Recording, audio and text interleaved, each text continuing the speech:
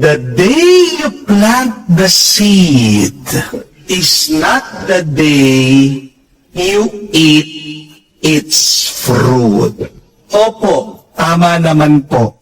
Kung anong tinanim, siyang aanihin. Pero, hindi mo naman agad-agad aanihin ang iyong tinanim. Di po ba? Di ibig sabihin, kapag nagtanim ka ngayon, magkakaroon yan agad ng bunga. Yan ang pinapaalala sa atin ng talimhaga ng ating Panginoon, the parable of the sower. Ang Diyos ay ang magsasaka. Ang salita niya, ang grasya niya, ang buto, ang binhi. Alam ng Diyos, hindi naman agad-agad tutubo yung tinanim niya.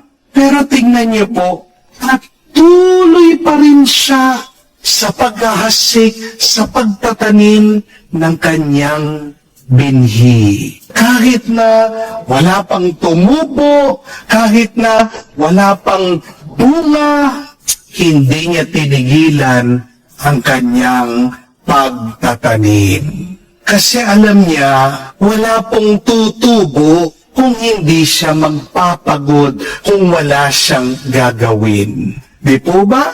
Kaya nga po, mga kapatid, tandaan niyo, huwag mong hahayaan na kawalan ng bunga sa iyong buhay para pigilan ka, tamtan mo ang iyong pangarap, na pagpatuloy mo ang iyong pagtsatsaga. Kung nagkikimo ka at nagdadialysis ka, kahit na hindi ka gumagaling, huwag kang titigil na pumunta sa iyong doktor.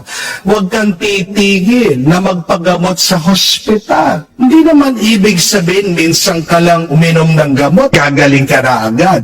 Di po ba? Kahit na nagpa-counseling na kayo ng asawa mo, kahit na kinausap mo na siya, pinakiusap mo na siya sa pare, ganun pa rin, matigas pa rin ang ulo niya, hindi pa rin siya nagbabago.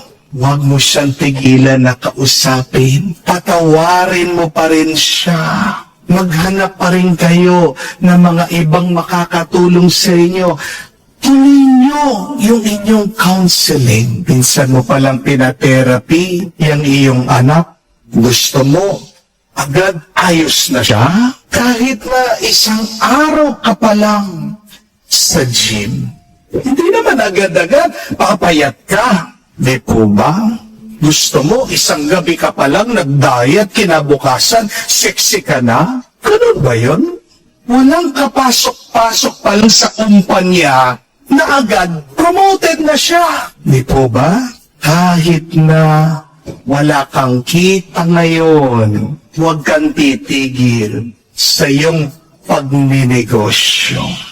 Do not allow your fruitlessness stop you from persevering. Do not allow your fruitlessness stop you from living, from loving, from achieving your dreams. What matters most is that you're growing. Kahit na walang bunga, basta't may nakikita kang tumutubo dyan sa buhay mo. What matters most is your growth. Because without growth, there will be no fruits. Amen? Natuto tayo sa Diyos. Plant like God. Magtanim ka palagi. Mag-effort ka kamukha ng Panginoon. Kasi bago ang bunga, ang ugat ang mauuna. Di po ba? Okay muna na walang bunga. Ang mahalaga, tumutubo yung ugat. At yung ugat, hindi mo naman nakikita. Di po ba? At yan talagang concern ng Diyos dito sa Ebanghelyo. Kaya wala daw bunga kasi hindi nakatubo ng mabuti yung ugat ng tinanim niya. may dahilan bakit inuuna yung ugat bago yung bunga. Kasi yung ugat, yan yung pundasyon ng puno ng halaman. Matakot ka, kapatid, kung agad bunga yung lumitaw dyan sa tinanim mo. Sa ibig sabihin, hindi magtatagal yan. Di po ba? Tandaan mo, kapag mas malalim ang ugat, mas matibay ang puno. Pag mas maraming ugat, mas marami din ang bunga. More than the fruits, take care of your roots. Kaya magandang itanong po ito kumusta na yung ugat mo sa buhay? Nakaugat ka ba talaga sa mga minamahal mo? Nakaugat ka ba sa Diyos? Kapag malalim at matibay ang ugat mo, kapatid, kahit na anong bagyo, kahit na anong problema, kahit na anong pagsubok ang dumaan sa'yo, mananatili ka nakatayo. Malalampasan mo lahat ng masama mong karanasan.